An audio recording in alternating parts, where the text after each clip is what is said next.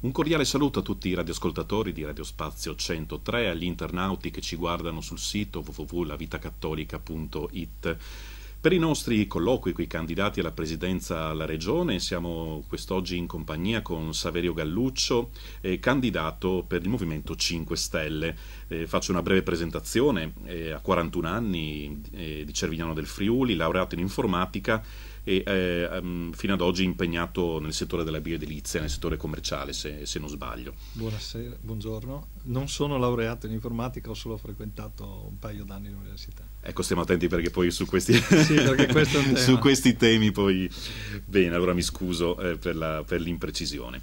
Ecco, volevo cominciare naturalmente parlando col tema che oggi preoccupa e interessa di più i cittadini del Friuli Venezia Giulia, quello dell'economia e del lavoro. Qual è la vostra ricetta come Movimento 5 Stelle per far ripartire l'economia della nostra regione? Beh, io quest'oggi in un altro incontro dicevo che bisognerebbe ripristinare quello slogan piccolo e bello, no? In cui noi crediamo fortemente nello sviluppo della piccola e media impresa, dell'agricoltura, del turismo come motore e perché no anche nella tutela di quei beni comuni che riguarda per esempio il riassetto idrogeologico della regione, trovare un motore per l'economia della regione.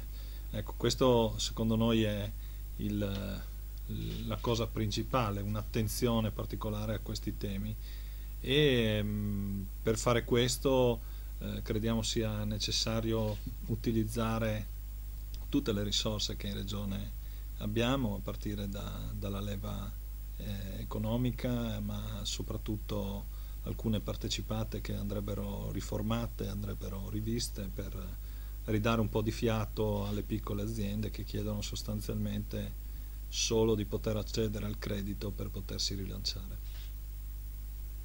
Ecco, all'interno delle difficoltà del lavoro naturalmente un posto di particolare difficoltà ce l'hanno i giovani. Ce ne sono tanti che hanno votato il Movimento 5 Stelle alle politiche. Che cosa proponete in particolare per rilanciare l'occupazione giovanile? La Regione ha importanti competenze, ad esempio nella formazione professionale, ma certo, anche forse per l'incentivazione dell'imprenditoria giovanile. Sì, sicuramente la formazione è il tema principe dal quale partire a livello regionale. Noi a livello nazionale abbiamo sostenuto come primo punto del programma la creazione di un reddito di cittadinanza, quindi riteniamo che quello strumento nazionale debba essere diciamo integrato con quello che è la formazione. Non si possono dare denari a pioggia, ma devono far parte di un progetto di crescita sia personale che lavorativa. E poi riteniamo che proprio nel settore del turismo e nel settore dell'agricoltura, utilizzando tutti quei terreni soprattutto demaniali piuttosto che di proprietà della regione che non sono utilizzati attualmente, possa diventare anche lì uno strumento per ridare ai giovani un lavoro. Ecco, faceva riferimento al reddito di cittadinanza, mi pare una misura che voi lascereste allo Stato, insomma, nell'ambito dei progetti che il Movimento 5 Stelle ha per la legislazione nazionale, se non erro. Beh, il tema ormai è diventato trasversale a moltissime forze politiche, quindi andare a fare delle promesse che hanno solo lo scopo di carpire qualche voto non è una nostra caratteristica, un nostro modo di fare politica, quindi direi una falsità dicendo che lo abbiamo affrontato come tema. Se a livello nazionale non dovessero essere prese misure in tal senso, non credo di sbagliare nel dire che il movimento, che ha un programma sempre in evoluzione, provvederemo noi a prendere in analisi degli strumenti similari, soprattutto per l'inserimento dei giovani. Ecco, in questo caso abbiamo una popolazione molto anziana in Friuli Venezia Giulia, sulla quale c'è da fare sicuramente come welfare ancora molto in termini per esempio di riabilitazione per quanto riguarda la sanità, ma piuttosto che l'assistenza domiciliare e così via. Però noi vorremmo spostare veramente l'attenzione sui giovani, sull'infanzia per esempio, che è stata un po' trascurata da questo punto di vista, e quindi dico, non ne abbiamo affrontato il tema. Qualora questo governo che verrà non dovesse farlo, credo che ci sia la possibilità di creare un dibattito e di trovare una soluzione in tal senso. Ecco, a proposito del reddito di cittadinanza, diciamo, alcuni dei suoi avversari indicano questo provvedimento come un provvedimento a rischio di assistenzialismo. Già lei prima ha risposto in parte perché diceva che sarà legato comunque ad una partecipazione attiva a corsi di formazione ed altre iniziative. Però volevo allargare un po' il campo. In questi 5 anni la Regione, ad esempio nel settore della famiglia, ha messo in campo alcune azioni di welfare che mettono in moto il protagonismo stesso delle persone che sono beneficiate da alcuni interventi, favorendo ad esempio l'auto-organizzazione delle famiglie stesse alla risposta dei propri bisogni. Ecco, questo tipo di approccio che è particolarmente vivo, diciamo, nell'eredità, diciamo, politica del mondo cattolico, cioè il dare l'importanza ai corpi sociali intermedi nella società.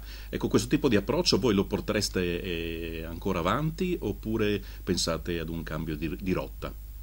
In Italia la famiglia è sempre stata importante per quello che riguarda proprio la forma del nostro welfare come struttura e molto probabilmente proprio grazie a una struttura non solo familiare, ma dalla quale deriva poi tutta una serie di concezioni di solidarietà sociale, di legame, di creazione di comunità, e quindi crediamo che questo sia una risorsa e che vada valorizzata, e dove il sistema ha funzionato, funziona ed è efficiente, noi vorremmo investire e non tagliare in maniera lineare o qualunquista. Crediamo che però vada anche analizzato quelli che sono i fenomeni sociali che stanno facendo evolvere la famiglia verso un qualcosa di molto più ampio, e quindi anche qui vorremmo porre un'attenzione perché vi sia una valorizzazione di altre forme di aggregazione. Ecco, magari un attimo più avanti andiamo a fondo su questo tema. Volevo concludere il ragionamento sull'economia. Alle volte lo sviluppo economico entra in conflitto con l'ambiente. Volevo richiamare due fenomeni in particolare che negli ultimi anni hanno creato molte difficoltà. Quello ad esempio dei grandi elettrodotti che dovrebbero solcare la nostra regione e per i quali alle volte diciamo, il governo regionale è apparso forse un po' debole rispetto agli obiettivi di profitto delle grandi imprese che hanno proposto questi progetti, ad esempio non prevedendo delle misure di interramento. E poi il tema delle grandi infrastrutture. Faccio 2 esempi: il corridoio ferroviario 5 o ad esempio la strada Palmanova-Manzano, dalle infrastrutture pensate alcuni anni fa in cui il panorama era totalmente diverso e si immaginavano tassi di sviluppo diversi, ma che oggi appaiono se non altro sovradimensionate rispetto a quelle che sono le prospettive concrete dei traffici. Ecco, voi su questi temi che posizione prenderete? La nostra posizione è già stata presa. Riteniamo che il modello di sviluppo che fino ad oggi è stato attuato è un modello di sviluppo perdente. Lo dimostra il fatto che siamo in questa crisi sicuramente anche per colpa di questo modello di sviluppo, non solo per una classe dirigente, una classe politica che non è stata in grado di governare quel modello di sviluppo. Noi non siamo d'accordo sul fatto che l'economia debba andare contro l'ambiente, che i due temi non hanno la stessa radice, ecco, e crediamo che da quella sia necessario partire. Ci sono esempi in Italia e all'estero di sviluppo in sintonia con l'economia. La speculazione non è il modello di sviluppo che noi vorremmo portare, e quindi il tema dell'elettrodotto è un tema caldo e che così come quello di tutte le infrastrutture, proprio perché la Regione non ha affrontato con una pianificazione, ha lasciato libertà ai privati di muoversi all'interno delle pieghe di leggi senza dare un piano dei trasporti, per esempio, piuttosto che un piano energetico, dando la direzione a quella che voleva essere la nostra regione. E quindi si stanno verificando questi casi che riguardano anche un'emergenza di carattere democratico.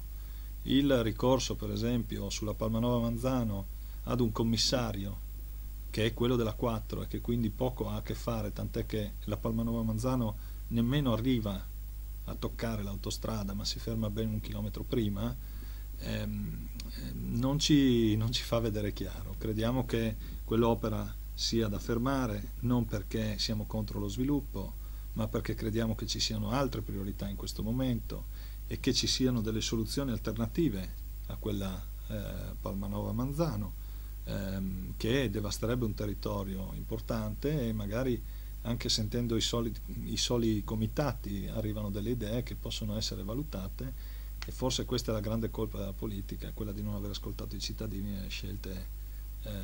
nelle scelte importanti, ma aver preso decisioni sempre all'interno di stanze. E noi sappiamo che la politica è fatta di decisioni, ma se queste vengono condivise credo che non ci sarebbero le tensioni che ci sono in questo momento. Tra i disequilibri economici che riguardano il Friuli Venezia Giulia, uno gravissimo colpisce la montagna, che è sempre più impoverita di risorse ma anche e soprattutto di popolazione. Ecco, su questo tema avete delle proposte nuove? Guardi, la montagna è uno dei primi temi che abbiamo messo nel nostro programma elettorale, forse perché i cittadini della Carnia così hanno risposto in maniera abbastanza forte all'idea di cambiamento del Movimento 5 Stelle, e quindi l'attenzione è stata importante. La montagna deve tornare ad essere una risorsa. Noi crediamo che lo sviluppo passi attraverso intanto una diffusione ampia della banda larga, che permetterebbe anche uno sviluppo in termini economici. Noi sappiamo che dove c'è una forte presenza e funzionamento della banda larga, i territori non si spopolano, perché è possibile fare dei lavori in loco senza dover allontanarsi, è possibile avere servizi, è possibile avere tutta una serie di cose che sono in questo momento indispensabili per l'economia. E poi l'utilizzo della risorsa del bosco, della quale stanno approfittando gli stranieri e non gli italiani, crediamo attraverso una filiera corta del legno che possa essere importante valorizzare anche in ambito turistico, per esempio, anche la valorizzazione dell'agricoltura montana, magari anche lì creando delle filiere, creando delle forme associative che permettano agli agricoltori di migliorare la redditività, anche, perché no, attraverso dei contributi che però avrebbero una ricaduta ben più ampia rispetto al mero lavoro dell'agricoltore, perché in montagna è innegabile che il turismo deve essere la parte, diciamo, l'ossatura di questa economia. Ecco, parlando dei diritti della persona, della famiglia, appunto lei faceva riferimento alla necessità di aprire una valutazione per quanto riguarda le nuove forme di convivenza, di rapporti familiari. E naturalmente c'è il problema delle convivenze eterosessuali, ma anche quello delle convivenze omosessuali. Ecco, secondo lei però deve rimanere una riserva, diciamo, di preferenza per la famiglia fondata sul matrimonio tra uomo e donna, che è quella forma storicamente che chiaramente ha avuto una forza sociale particolare, e che anche la nostra Costituzione italiana riconosce in maniera differenziale, pur senza voler negare naturalmente delle forme di riconoscimento agli altri tipi di unioni. Guarda, io credo che le forme di riconoscimento prevedano in partenza un pregiudizio, ecco. Quindi noi crediamo che al di là dell'importanza che riconosciamo alla famiglia tradizionale, tra virgolette, storica, sia necessario aprire un dibattito forte su tutte quelle che sono le discriminazioni, che non riguardano solo le coppie omosessuali, ma anche tutti coloro che non riconoscendosi nel diritto del matrimonio, nel diritto di famiglia, nel matrimonio, vedono negati alcuni diritti fondamentali, e che per alcune paure cieche, secondo noi, non vengono affrontate. È un tema che richiede un dibattito che però non deve essere ideologico, deve essere un dibattito sereno, non di contrapposizione, ma un confronto, ecco. Quindi in Regione molto probabilmente il tema etico riguarderà la distribuzione di contributi. Ecco, crediamo che insomma legarlo solo a quello sarebbe anche l'accesso al welfare, sì, l'accesso al welfare, welfare. Sì, al welfare, ai contributi, ma alla fine si traduce in questo il dibattito. Allora sia troppo poco, ecco. L'accesso a tutti questi servizi deve essere non discriminatorio, e poi i temi etici vanno affrontati sì, nelle sedi istituzionali, ma attraverso la società civile, coinvolgendola. Certo, e uno dei grandi problemi del Friuli è il tasso di natalità, è uno dei più bassi d'Europa e del mondo. Qui entra naturalmente la famiglia, anche Sì. nel modo in cui, magari nuovo, in cui la intendete voi, però sicuramente bisogna fare qualche cosa di forte. Quello di cui parlavo prima, l'attenzione all'anziano, perché l'invecchiamento della popolazione ha portato la politica ad avere maggiore attenzione al mondo dell'anziano. Crediamo che bisogna spostare il modello del welfare soprattutto sull'infanzia. Nel nostro programma sogniamo una regione dove gli asili nido siano di facile accesso, addirittura in alcune zone, per esempio nei distretti industriali piuttosto che nei luoghi, nelle città, vengano aperti ben oltre i soliti orari, in maniera da dare la possibilità alle mamme e ai papà di non sballottare il proprio figlio da una famiglia agli altri. E qui torniamo al discorso in cui forse la famiglia, il pubblico, ha delegato ai nonni la gestione dei bambini, ecco, e quindi quel tema lì secondo noi potrebbe dare la possibilità di aumentare la natalità, perché molte famiglie non fanno figli perché non ci sono soldi, e limitare in questo modo, proprio per colpa del denaro, la volontà, la voglia di fare figli, ci sembra quanto mai assurdo. Quindi noi abbiamo messo una forte attenzione in questo. Ecco, in Friuli Venezia Giulia circa il 40%, ad esempio nella scuola materna, dei posti presenti sono offerti da scuole che svolgono un ruolo pubblico, però non sono di proprietà pubblica, sono scuole paritarie, in gran parte cattoliche. Confessionali. Sì. Confessionali non Sì, saremo, sì, è okay. diverso.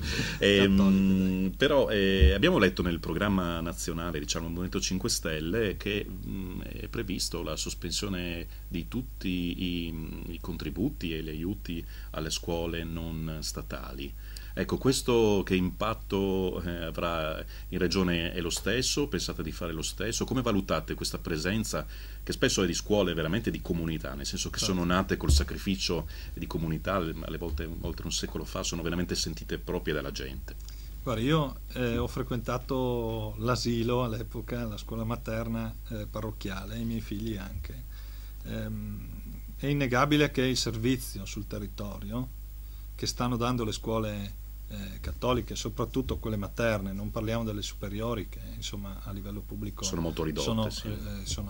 Ecco, noi crediamo che lì il tema sia un altro, nel senso, perché è stato delegato, è stato lasciato alla Chiesa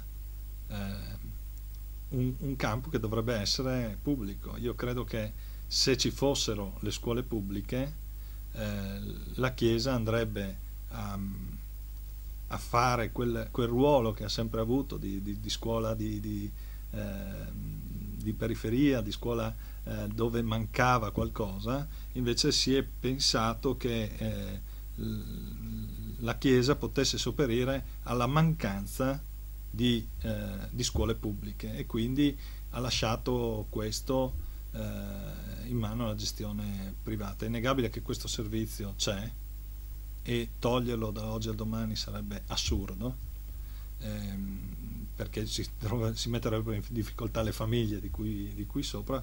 Però vorremmo anche lì confrontarci e cercare.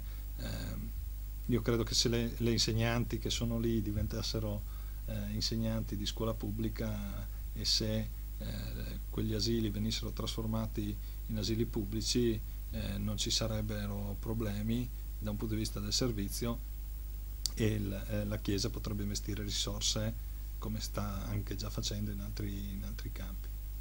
prendo atto della sua posizione. Io credo che comunque la pluralità dell'informazione sia comunque, dell'educazione sia comunque un valore che vada preservato, o comunque magari nel prosieguo poi dell'eventuale vostro impegno di governo, insomma, avrete anche l'occasione di approfondire questo tema.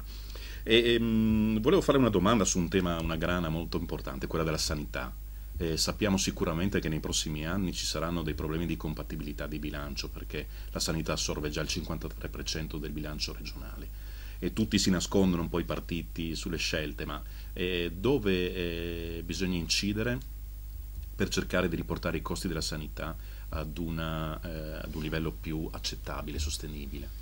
Bisogna sostanzialmente incidere sull'ottimizzazione di quello che c'è, invece di investire in infrastrutture alle quali poi non vengono assegnati dei servizi o perché non si hanno poi i soldi per gestirle.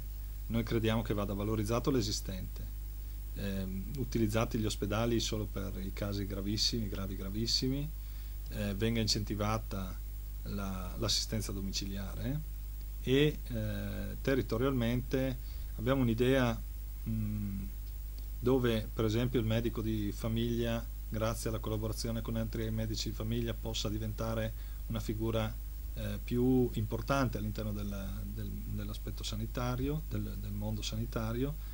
E poi è innegabile che l'informatizzazione, che attualmente è molto carente in regione, debba essere implementata in una maniera da rendere efficiente il sistema, più rapido e quindi con diminuzione di costi. Abbiamo degli esempi in Italia di efficientamento che è positivo, e credo che prendere esempio da quello non sarebbe errato. Ci sono dei modelli come quello per esempio della sanità in Emilia Romagna, per fare un esempio, dove il ruolo di privato non è così preponderante. Quindi se ci fosse un'attenzione anche all'utilizzo delle risorse degli infermieri, per esempio, laddove ci sono dei punti di carenza, secondo noi si riuscirebbe ancora a migliorare il sistema. Mi pare di capire che qualche struttura però probabilmente andrà ridimensionata, insomma, di quelle che magari sono... Sì, sicuramente gli va dato un altro ruolo all'interno della macchina sanitaria. Questo, però noi crediamo fortemente che ci sia un bisogno di sanità vicina al cittadino, no? E quindi il riutilizzo in altri metodi, in altri modi delle strutture esistenti, secondo noi renderebbe anche più efficiente il sistema. Insomma, il rifarsi continuamente agli ospedali crea degli ingorghi ed inefficienze. Ecco, una domanda secca, rapidissima, sull'immigrazione. L'attuale giunta aveva posto dei limiti per l'accesso al welfare degli immigrati, dei limiti di residenza per un certo numero di anni. Voi cosa farete? Li abolirete? Continuerete su questa strada? È un tema che, non le nascondo, non abbiamo affrontato. Noi abbiamo lavorato su cose concrete da mettere subito in atto. Il tema è un tema importante. È evidente che gli immigrati da una parte sono una risorsa, dall'altra parte un governo così del territorio un po' messo in contrapposizione, dove l'immigrato è sempre stato visto come negativo, ha creato delle tensioni sociali. Crediamo che con il coinvolgimento dei cittadini queste tensioni possano venire meno e il confronto su questi temi possa diventare un po' più sereno, insomma, perché vedere l'altro, al di là dell'immigrato, ma vedere l'altro sempre come un nemico che sia, è un metodo di fare politica che a noi non è mai piaciuto, insomma. Ecco, tutela e valorizzazione delle lingue minoritarie. Attualmente la Regione per il Friulano spende lo 0,20% del proprio bilancio. È troppo? È poco? È uno spreco o un'occasione mancata perché si investe troppo poco? Noi crediamo che si possa spendere diversamente, quindi non riteniamo che il friulano sia una stupidaggine. Le lingue minoritarie come il friulano, ma anche lo sloveno o il tedesco su in montagna, la cultura friulana e quella slovena sono sicuramente da tutelare, bisogna utilizzare le risorse in una maniera un po' più attenta, ecco. Forse il fatto è stato utilizzato in alcuni casi come propaganda elettorale più che effettivamente per fare una tutela effettiva del friulano, insomma.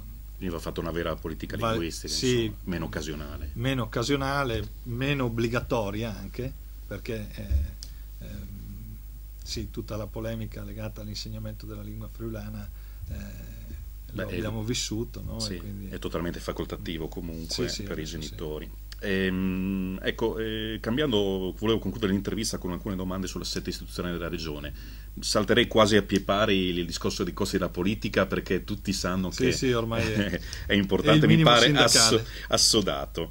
Si parla molto appunto di come risparmiare sulla struttura, le province, l'aggregazione dei piccoli comuni, no? Ovviamente molti dicono che si possono ottenere grandi risparmi, per la verità poi nessuno spiega tanto come, perché alla fine le competenze poi vanno comunque svolte e il personale pubblico, sappiamo, non è che si può mandare a casa. Ecco, cosa pensate voi appunto riguardo alla modifica della struttura della regione? Guardi, noi abbiamo una specialità che ci permette di legiferare in maniera importante su questo tema. Non è che facendo un cammino verso il superamento, così si chiama, no? Adesso, delle province, noi siamo per l'abolizione, non per il superamento. Non è un cammino che porta immediati benefici da un punto di vista economico, se non quello di tagliare tutte le poltrone. Okay? Quindi questo è innegabile. È un processo che però sul lungo termine, sul medio-lungo termine, permetterebbe un efficientamento, un abbassamento del numero dei dipendenti, perché se io accorpo o utilizzo per esempio consorzi di comuni piuttosto che addirittura le fusioni di comuni, io riesco a dare un servizio più efficiente con un minore numero di dipendenti. È un cammino che non si può fare dall'oggi al domani. Noi siamo per la valorizzazione dei dipendenti pubblici, le competenze potrebbero essere spartite sicuramente tra regione e questi consorzi o aggregazioni di comuni o addirittura direttamente i comuni, anche perché nel nostro programma riteniamo che la regione debba conservare le tre fondamentali funzioni di controllo, legislazione e indirizzo, e riversare poi su questi enti territoriali molto più vicini, molto più snelli e molto più facilmente controllabili l'utilizzo delle risorse, anche e soprattutto attraverso l'utilizzo del bilancio partecipato, che è un modello che coinvolge moltissimo i cittadini nella decisione di spendere i soldi pubblici, che è una cosa importante. È un processo che non può avvenire sicuramente nell'arco di 1 anno, 2 anni o di una legislatura, è un processo un po' più lungo, però bisogna intraprenderlo, perché anche a livello europeo l'utilizzo del bilancio partecipato è ormai diffuso e funziona, perché il cittadino decide se costruire una strada o sistemare un asilo, decide se fare una rotonda o mettere a posto la casa di riposo, se magari aggiustare il comune o costruire una piscina, e quindi questo ridà il potere al cittadino di scegliere dei suoi soldi sostanzialmente. Quindi voi volete dare, diciamo, attuazione all'articolo 11 dello Statuto regionale, che già prevedeva che la regione facesse solo la legislazione, l'altra programmazione, e poi normalmente svolgesse tutte le funzioni attraverso gli enti locali, insomma. Sì, però non è stato... è un articolo che dopo non è stato attuato, nel senso che sempre più funzioni venivano accentrate e forse io ritengo per tenere il bastone del comando più che del governo, e questo ha portato comunque anche a uno scollamento, no, della classe politica rispetto alla società civile. Lasciamo stare i fatti ultimi avvenuti, ma proprio quello che noi vediamo negli incontri pubblici, nei dibattiti, è il fatto che ci viene detto non è possibile che tutto venga deciso lì, no? E che noi, che poi queste leggi le dobbiamo attuare, parlo delle categorie in questo caso, non abbiamo minimamente partecipato alla stesura di queste normative, e qualora queste normative poi vengano promulgate, mancano tutti i decreti attuativi, non c'è una linea di indirizzo. Ecco, forse in questo va rivista sicuramente la macchina. Poi, come giustamente diceva lei, la Regione ha un potere quasi assoluto sulla destinazione dei finanziamenti, e questo crea naturalmente problemi, alle volte anche delle diseguaglianze territoriali. Volevo concludere con una domanda. È una storica diciamo, ambizione dell'autonomismo friulano l'esistenza, la creazione di un ente locale che possa rappresentare unitariamente il popolo friulano, accanto magari alla provincia di Trieste, che rappresenta l'altra metà, diciamo, culturale e storica di questa regione.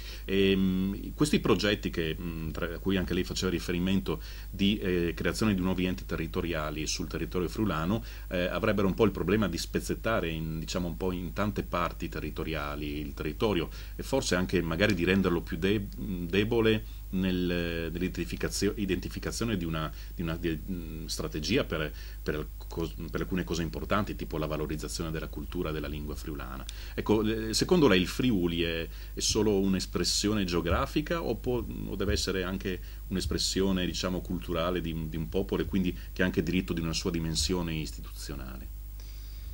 Beh, il Friuli come terra, come territorio, come cultura è sicuramente importantissimo. Io sono nato a Cervignano, cioè sono nato a Udine, ma ho sempre vissuto a Cervignano, e ritengo che la forza della nostra cultura sia sempre stata quella di essere in grado di uscire dalle difficoltà, di essere molto unita, di sentire fortemente questa identità.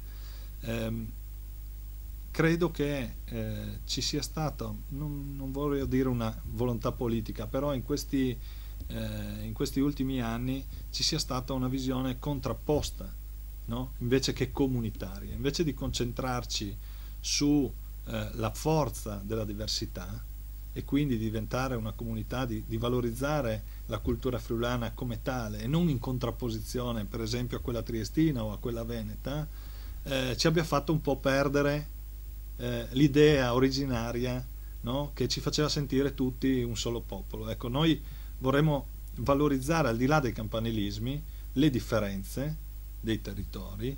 Non credo che la frammentazione, se c'è una linea di indirizzo, sia penalizzante, ma anzi sappiamo benissimo che al di là della lingua, che anche quella è molto frammentata, noi a Cervignano parliamo con la A, per dire, certo. E ci sono proprio a livello di lingua un modo diverso di parlare, ma anche ognuno ha le sue piccole tradizioni, e in quest'ottica vederle come un valore e non come un campanile da difendere.